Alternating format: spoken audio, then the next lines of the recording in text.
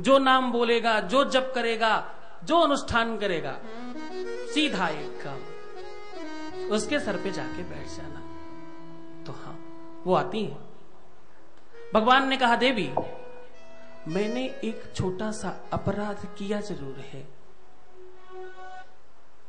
लेकिन हम आपको कदाचित रोकने का प्रयास आपको रोक के नहीं, दूसरे ढंग से करेंगे। हम बीच बीच में जयकार की ध्वनि, जयकार गुंजवान कराते रहेंगे। हर 5 मिनट में एक बार राधे राधे बोलना पड़ेगा।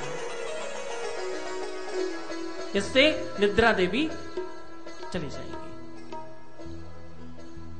तो सच्चिदानंद रूपाय विश्वोत्पत्त्यादि हेतवे तापत्रय विनाशाय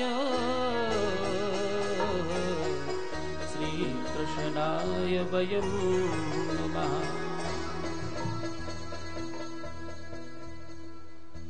सच्चिदानंद परमात्मा का अद्भुत नाम।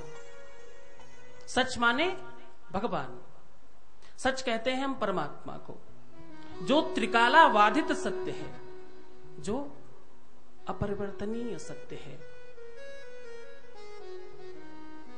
जिसको किसी भी काल में बाधित किया नहीं जा सकता, ऐसा सत्य। सत्यव्रतम सत्यपरम त्रिसत्यम सत्यस्य योनिम निहतम च सत्ये। उस सच को हम प्रणाम करते हैं। दूसरा नाम परमात्मा का चित्त।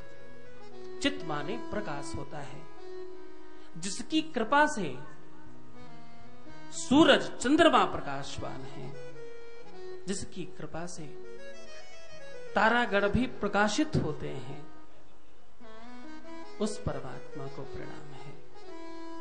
और तीसरा नाम परमात्मा का आनंद है। बोले महाराज, आनंद, आनंद तो त्रिकाला बाधित है ही, क्योंकि आनंद को किसी भी काल में बाधित नहीं किया जा सकता।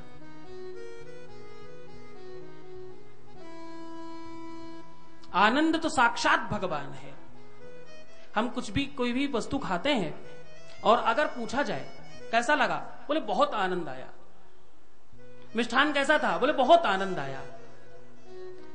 जबकि आनंद साक्षात भगवान है, दूसरा कुछ नहीं।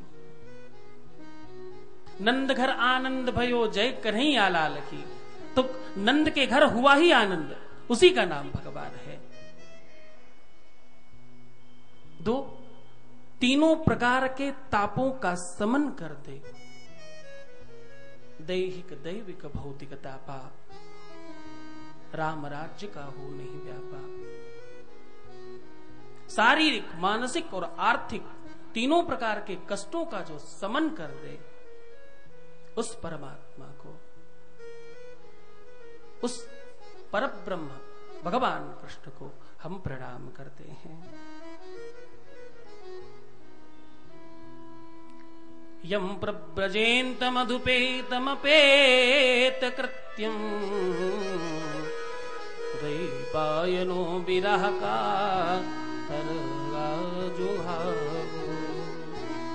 पुत्रेति तन्मयतया तरवोभिनेदु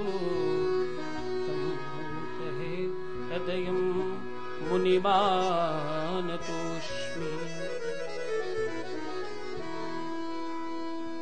दूसरे श्लोक में भगवान सुखदेव जी को प्रणाम किया है। एक बात आपको स्पष्ट बताता चलूं, हमारी भारतीय संस्कृति या भारतीय परंपरा में 6 शास्त्र, 18 पुराण, 4 वेद, इन सबको उठा करके अगर हम संतत्व के बारे में, वीतराग संत के बारे में जानना चाहें, तो एक साथ कहीं पर अगर कुछ मिलेगा तो वो है भगवान सुखदेव जी। पूर्ण विरक्त संत अगर हमको कहीं मिलता है तो वो हैं भगवान शुकदेव।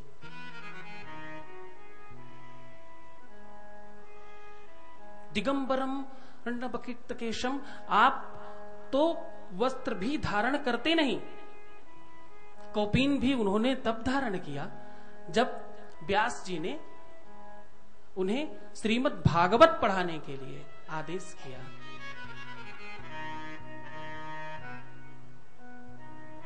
जिसे सामाजिक, शारीरिक, मानसिक किसी प्रकार का कोई बोध नहीं, केवल भगवत चरणान अनुरक्ति के अलावा जो कहीं कुछ और सोचता ही ना हो, उसका नाम भगवान सुखदेव जी। सुखदेव जी व्यास जी के पुत्र हैं। सुखदेव जी वर्षों तक गर्भ में रहने के बाद घर को त्याग के भगवान की प्राप्ति का साधन ढूंढने निकल पड़े।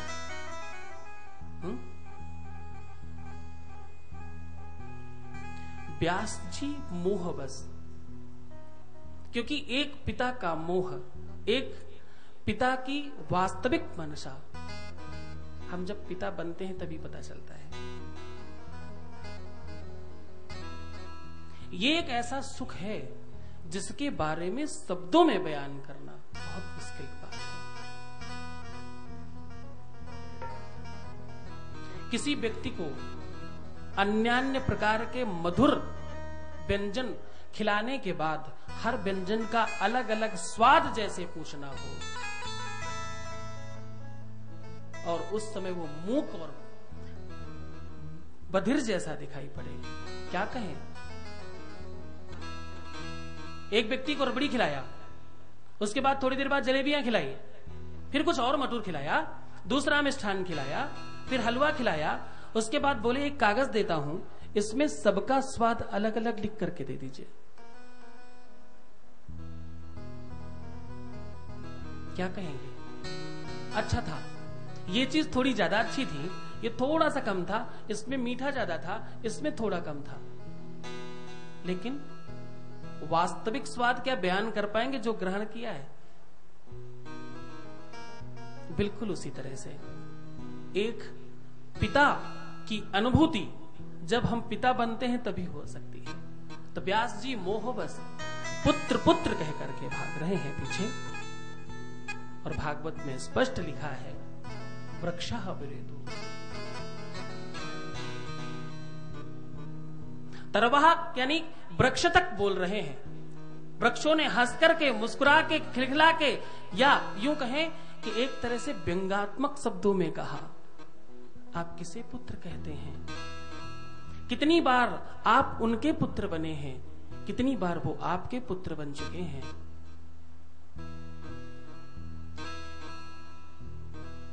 व्यास जी को इस पर बड़ा आश्चर्य हुआ। व्यास जी का मोह अभी पूरी तरह से भंग हुआ नहीं। व्यास जी सूत जी के पीछे पीछे फिर से पुत्र पुत्र कहते हुए जा रहे हैं। ध्यान से सुनिएगा, बहुत महत्वपूर्ण बात है। एक सरोवर में कई ऋषि कन्याएं स्नान कर रही थी। व्यास जी पीछे थे और सूत जी महाराज, सुखदेव जी महाराज आगे। सुखदेव जी महाराज वहां से सहजता से निकल के चले गए और वो ऋषि कन्याएं स्नान करती रही।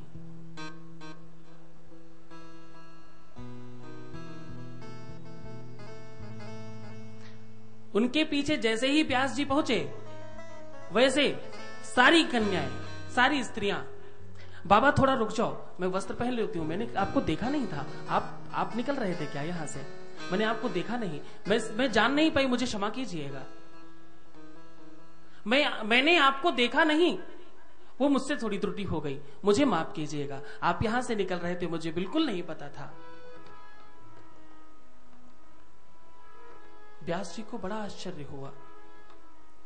व्यास जी ने कहा, अभी इसी मार्ग से मेरा परम सुंदर पुत्र और 16 साल का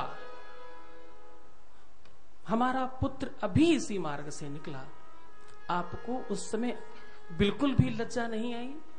और बेटा, हम तो तुम्हारे बाबा पर बाबा की उम्र के हैं, हमसे किस बात की? हम आपके बाबा पर बाबा के उम्र के हैं, हमसे कैसा संकोच? स्त्रियों ने बड़ा सुंदर जवाब दिया। बोली, बाबा, आपके पुत्र को स्त्री और पुरुष में कोई भेद नहीं पता। वो तो ये जानता ही नहीं स्त्री और पुरुष क्या होता है। स्त्री पुरुष कहते किसे हैं उसे पता नहीं, और आपको स्त्री और पुरुष में पूरा भेद पता है। ये अंतर है। व्यास जी को उसी क्षण मोह भंग हुआ है। व्यास जी वापस आते हैं, बोले, सुखदेव जी महाराज की जय।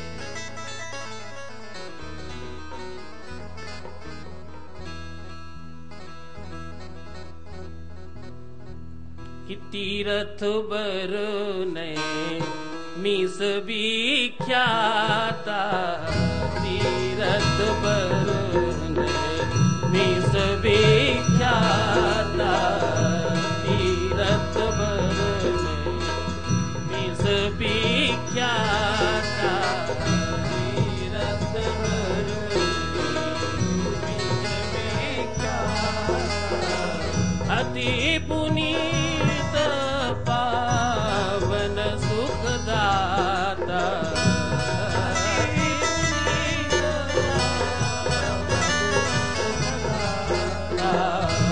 तीरथ बरने मीस विख्याता।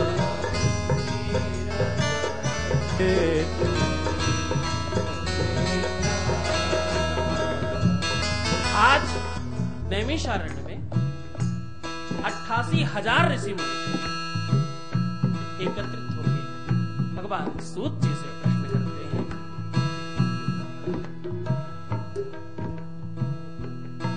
काल काल मुखग्रास दास निर्णास हेतवे। बड़ी सुंदर बात पूछी है ऋषियों ने कि हे सूत जी, इस कलयुग से बचने का कोई ऐसा साधन बताएं जिसमें मानव जाति को संदेह नहीं हो। इस कलिकाल में पाप बहुत बढ़ेगा, लोग अपने आप को ही नहीं अपनी आत्मा तक को बेचने का काम करेंगे। यहां तक कि स्वालको बुद्धिदायका, ससुराल का पक्ष हावी पड़ेगा और पत्नी के भाई जिनको साला बोलते हैं, बोले वो बुद्धिदायक बनेगा, बड़ा भाई नहीं। क्या करें ऐसा? ऐसा कौन सा उपचार है, ऐसी कौन सी विधि है? सूत जी महाराज वो कृपा करके हमें बताएं जिससे इस कलिकाल से बचा जा सके, क्योंकि हम सब उस काल रूपी अजगर के मुख में बैठे हैं। मानो किस दिन उसका मुख बंद होगा और हमारे जीवन का उसके पश्चात क्या होगा। सूत जी ने कहा, बहुत सुंदर बात पूछी है आप लोगों ने। आपने अपने लिए नहीं, जगहितार्थ कोई बात पूछी है। ये वास्तव में ऋषियों की वाणी है। ऋषि जन करते क्या है, ऋषियों का वास्तविक जीवन क्या है? जब तप करना, यज्ञ करना और यज्ञ कराना मानव कल्याण के वो प्रत्येक साधन के प्रति रक्त रहना। आज के समय में रिसर्चर होते हैं, पहले ऋषि हुआ करते थे। अभी हम डॉक्टर के सहारे रहते हैं, पहले आयुर्वेद के सहारे रहते थे। और सतम जीवेन शरदः, 100 साल तक जीवन होता था और रोग मुक्त जीवन होता था। तो संतों, बहुत बढ़िया बात पूछी है आपने, क्योंकि जगहितार्थ है, इसलिए आपको बताता हूं। एक बार की बात है, नारद जी अनेकों लोकों में भ्रमण करते हुए मृत्यु लोक में आए। उन्होंने प्रत्येक स्थान पर बहुत पाप होते देखे। अंत में वृंदावन में उन्होंने एक अविस्मरणीय दृश्य देखा।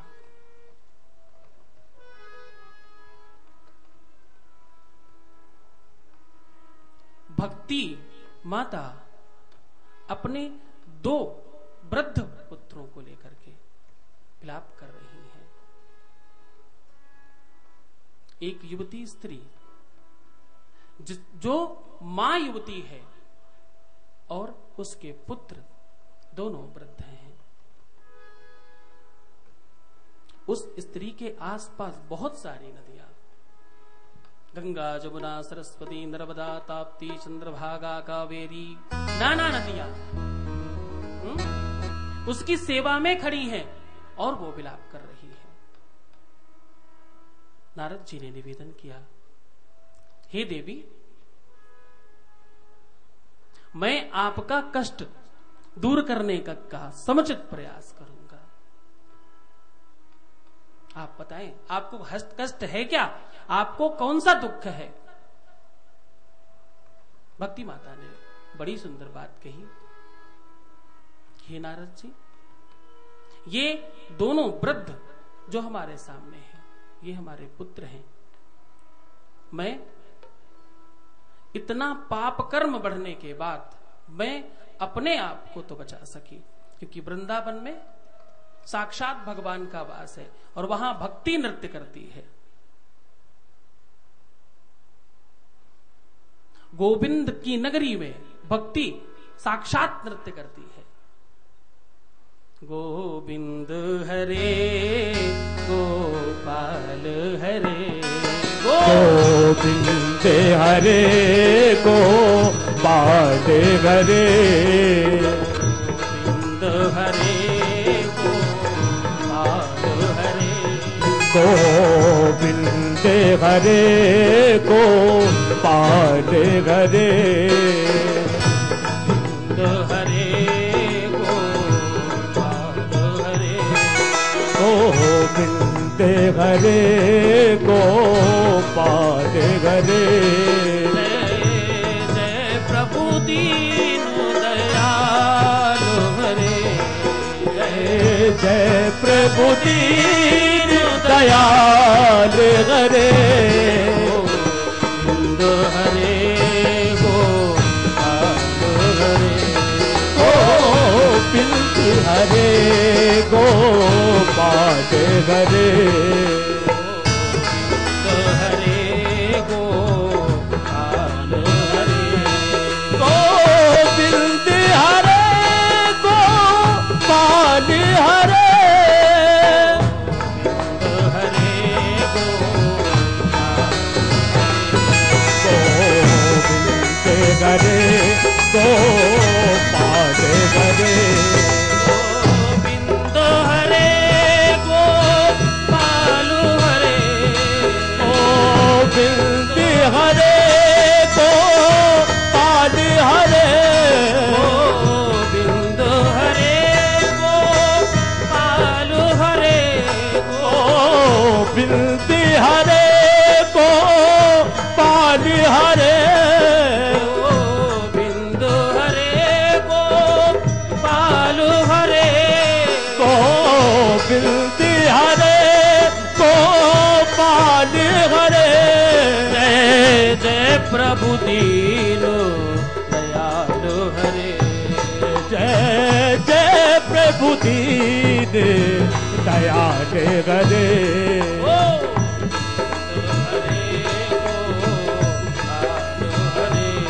गोविंद हरे गोपाल हरे, गोविंद हरे गोपाल बिनते हरे गोपाल हरे।